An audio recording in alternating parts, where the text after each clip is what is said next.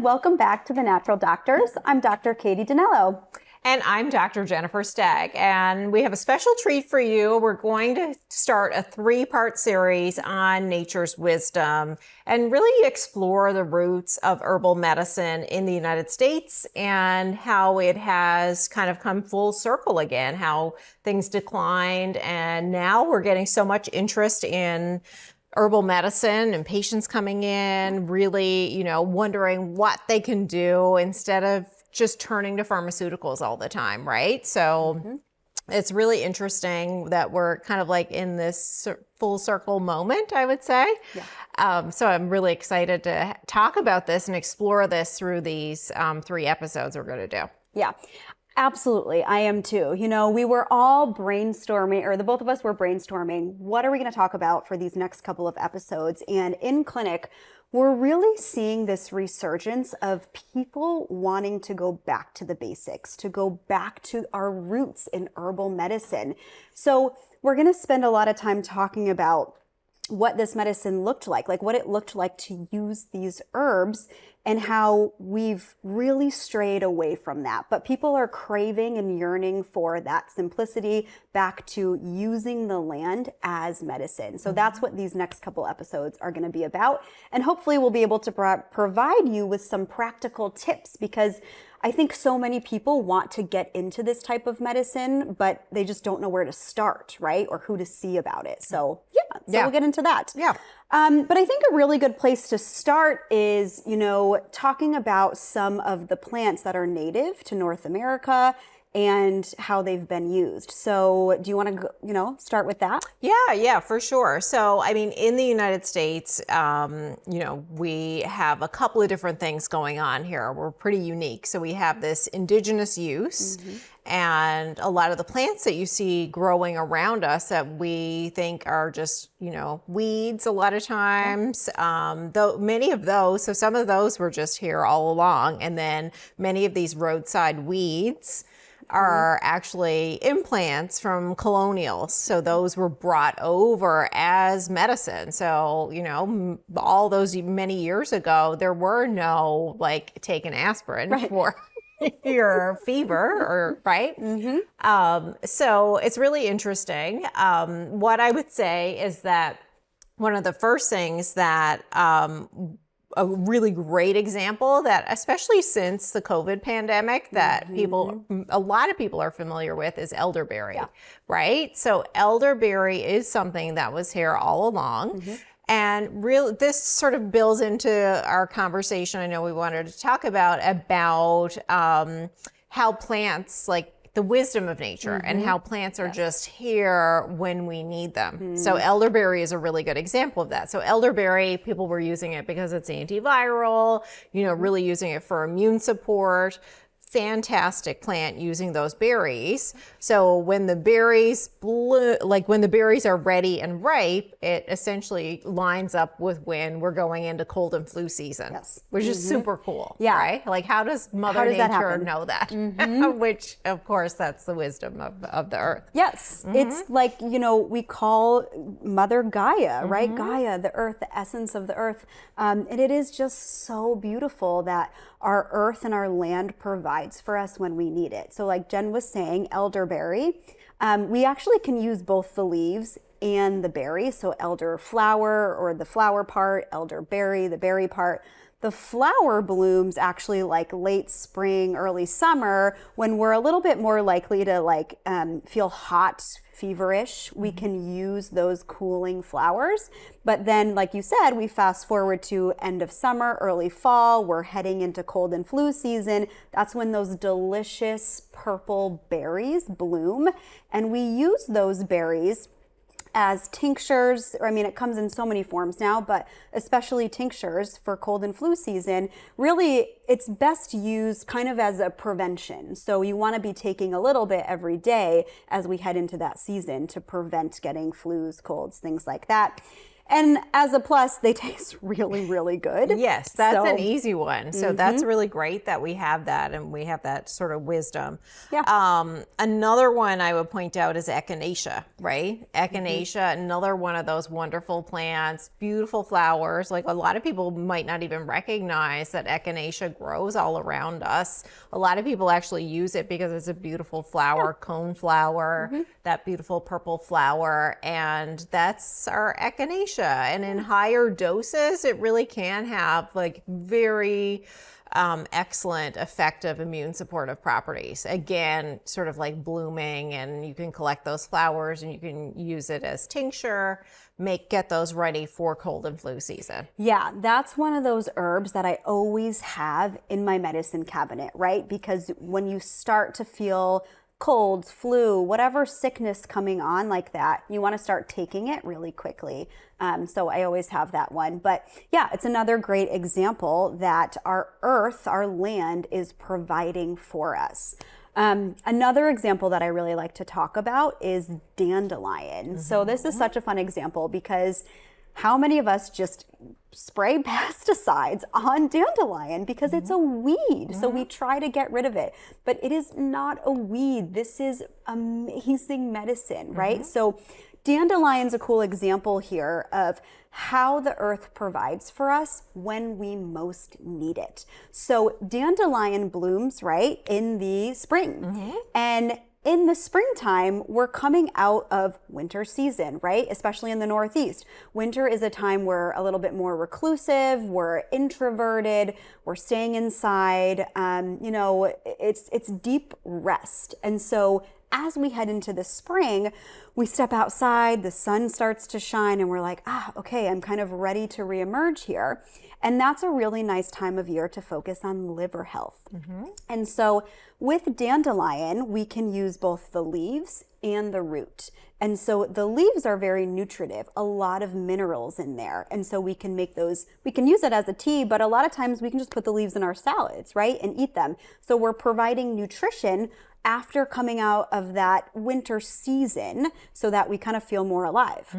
And then we also use the roots as liver support, right? Liver, like to improve bile flow, right? Help with liver stagnation, which happens in the winter, just naturally, right? And so I love that example of how the earth provides for us exactly when we need it. Yeah, and it's so interesting with dandelion now, like in the last number of years, I've seen even at Whole Foods, you'll find dandelion greens mixed in with the other greens in the produce section. So it's really great. A lot of people are getting exposed more to dandelion. And also there is a big movement to not use pesticides on yards. So that's really exciting to see as well. I'm really happy to see that. Let's maybe shift gears a little bit and talk about this concept of bioregional herbal practice, right? So there's this concept in traditional herbalism, and it comes back to how plants, again, this wisdom of nature, and how plants can sort of pop up around you. And those are the plants that we need as medicine. So if you're going outside and you're spending, you know, and this can get very spiritual as well. If you're really spending time outside and having this wonderful relationship with nature, it provides the medicine that you probably need. And that, harkens back to seasonal provisions as well. But also, when we think about using herbs for stress, of course, in modern day natural medicine, we do use herbs from all over the world. But there's a movement, and especially it's always been in place from a traditional herbalist perspective, but a movement within the community to really start to move back to using herbs that are more regional, and that those herbs are going to better support your body's needs. Yeah. So like when I go out in my yard right now, I'm seeing like mushrooms everywhere. So and someone else might go outside and they're seeing mugwort everywhere. And these are popping up because you want to be aware of that, and there are medicinal uses for those. Exactly. Oh, I love this concept so much, because it really does remind us that we are connected to our land. Like, we are using the land, and then the land is providing for us. And it's just such a beautiful belief and idea that we've come so far away from that indigenous wisdom. And there's a call to go back to that. And so if you're looking for a place to start with that, just go walk around your backyard, your neighborhood, and start to notice plants, right? Start to notice what you're walking by. And a nice, cool trick here that we learned recently is if you have an iPhone, you can take a picture of that plant with your iPhone, and it will identify what that plant is for you. So then you can start to do a little research, like, oh, I see this plant a lot. What is this for? What have we used this for? And that's a great way to start learning about the plants that you're around in your yard. Yeah, it's wonderful. And we've talked about that in other episodes as well, where we're talking about getting reconnected with nature. And so what a beautiful way to really get that established again is to really understand your environment even better. And we can incorporate a little bit of technology, and that's okay here. But absolutely. Don't start scrolling on your phone. Exactly. Looking at Instagram. Exactly. So on this topic of bioregional synchronicity, we can learn a lot about how plants are used as medicine. There's just a lot of cool concepts here. So one that I really like a lot is this idea of plants that are around us and growing in our environment are best suited for us also because of the climate. So as plants are stressed, they release, chemical messengers and their own molecules, much like our body does, but they release them in order to protect themselves from the environment, from the climate, right? Whether it's from being eaten by other animals or insects, or just from weather, right? Harsh weather, things like that. And that allows those plants to be stronger.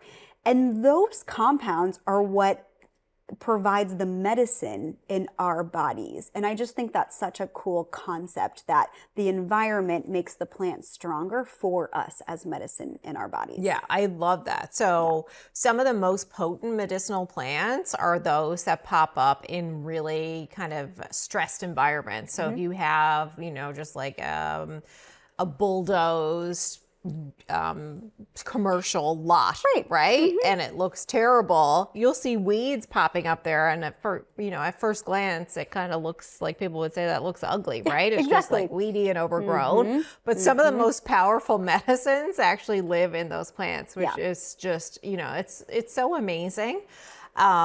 Another really great example that ties into this, because I know people are always like, well, what do we use these plants for? What are some more examples? We always get that feedback.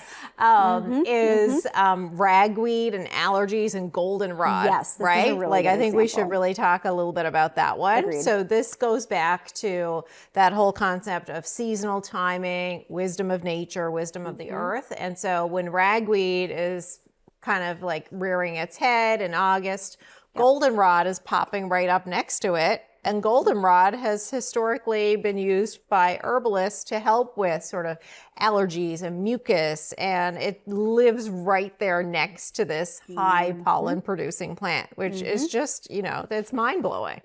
How does that happen, right? How does nature create that? It is so beautiful. I really, really love that example.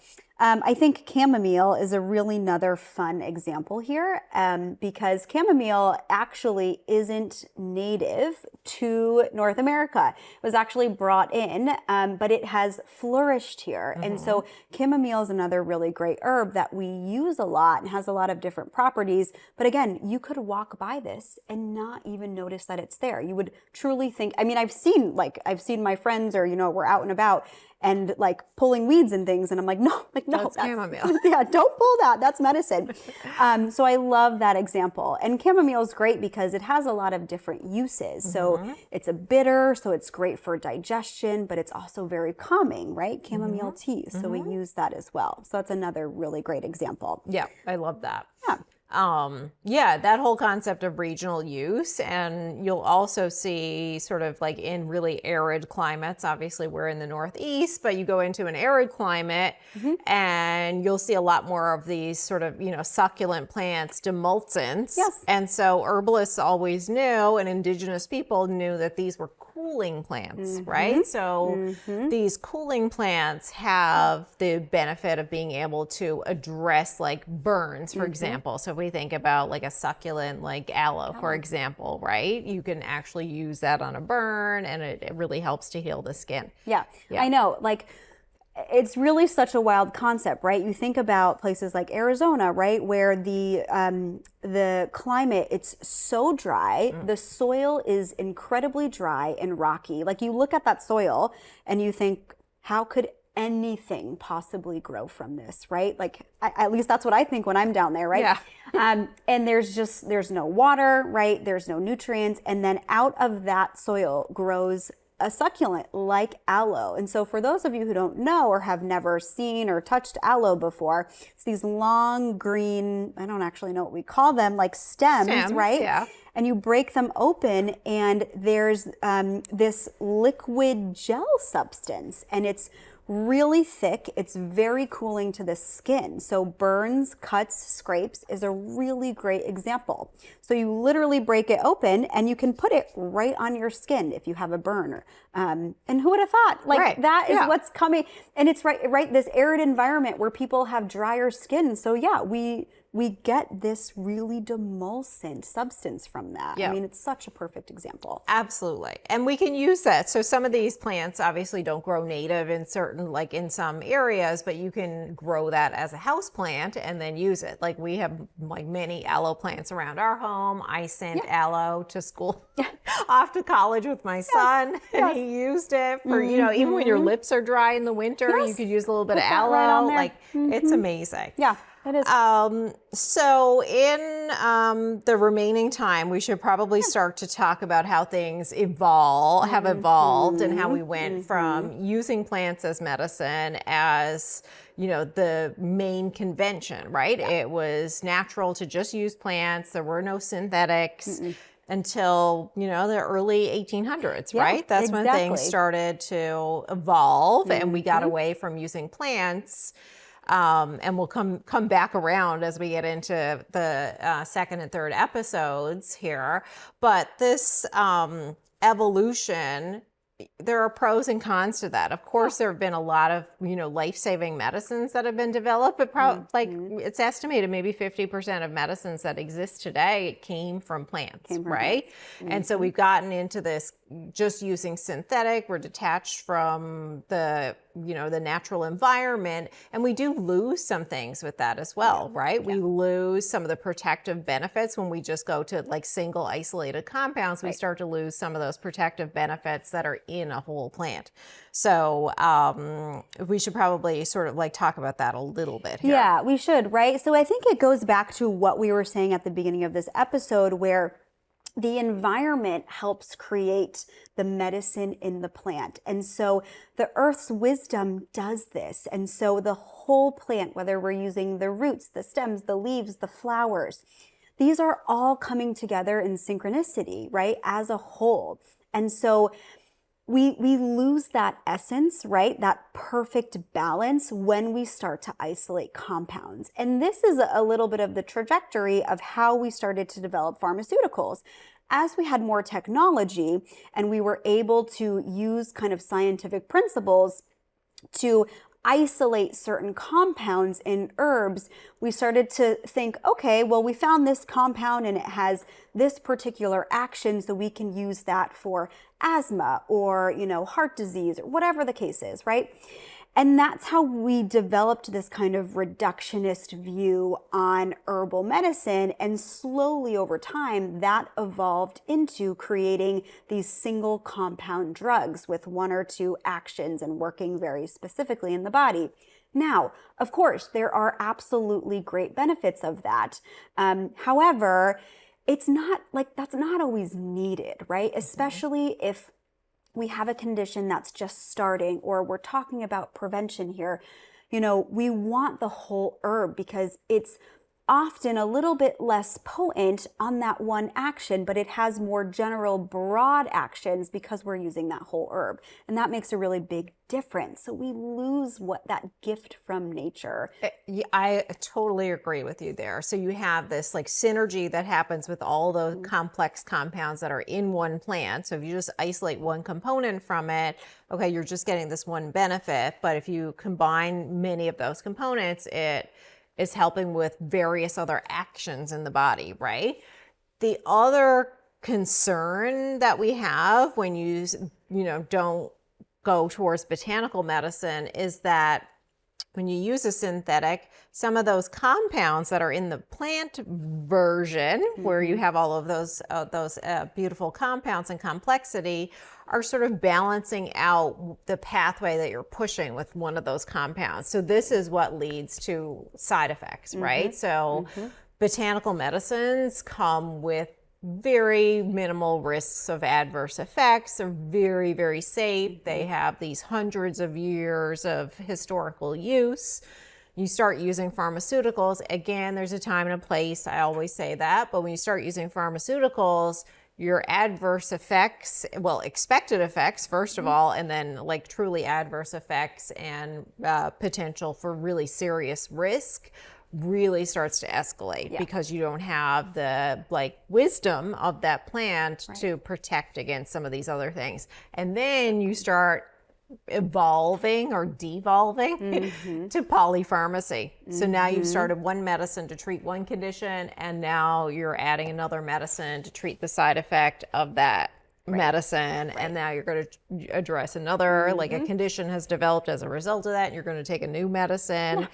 And it can really get out of control pretty quickly. It can. And then it's presented as like, well, this is science-based, but it actually isn't, because all of those medicines, if you're taking even two medicines together, the likelihood that it was actually studied, double blind for the amount of time that you're taking it is essentially zero. Like that doesn't happen. So if you think, okay, this is all science-based and this has been studied, and people take something like proton pump inhibitors, right? Like, and they're on them for 20 years. Like that has not been studied. No, absolutely not. And the guidelines with proton pump inhibitors are actually that we shouldn't be on them for more than 2 weeks, right? But so many people are on them long term. Yeah, absolutely. And so I think this is a really nice reminder that this is where prevention and naturopathic medicine really make a big difference, is when we listen to our bodies and we start feeling those symptoms come on. That is a perfect time to use herbal medicine, right?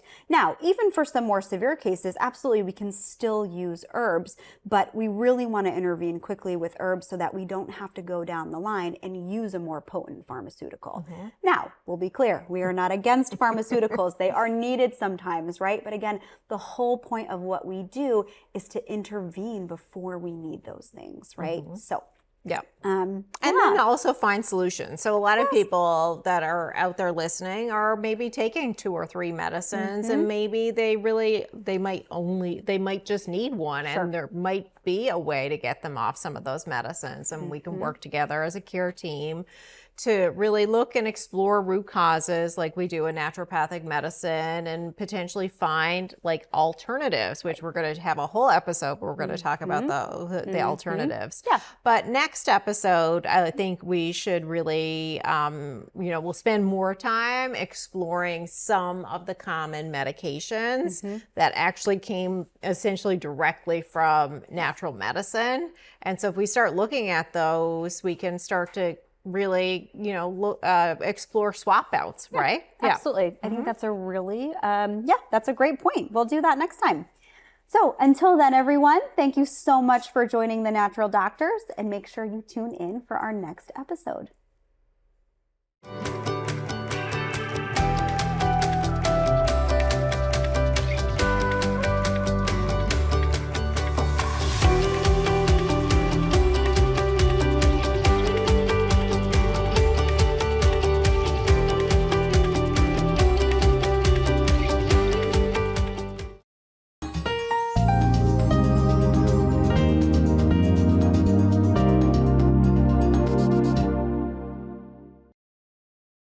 Nick Augustino right here at the East Side Restaurant. We always have the complete full dinner menu. Knockwurst, bratwurst, sauerbraten, potato pancakes, red cabbage, rice pudding, cream pies, all the desserts that Germany had to offer. I always do something different. Yes, I do. I brought seafood to the beer garden at the East Side Restaurant.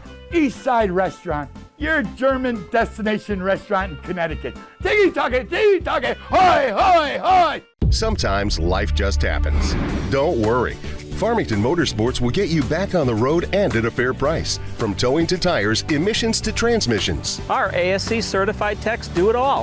Farmington Motorsports is a family-run business. We're a Napa Auto Center and AAA approved. We work on all makes and models from preventative maintenance to major repairs. And every repair is backed by our 2-year, 24,000-mile nationwide warranty. When life happens to you, don't worry. Farmington Motorsports.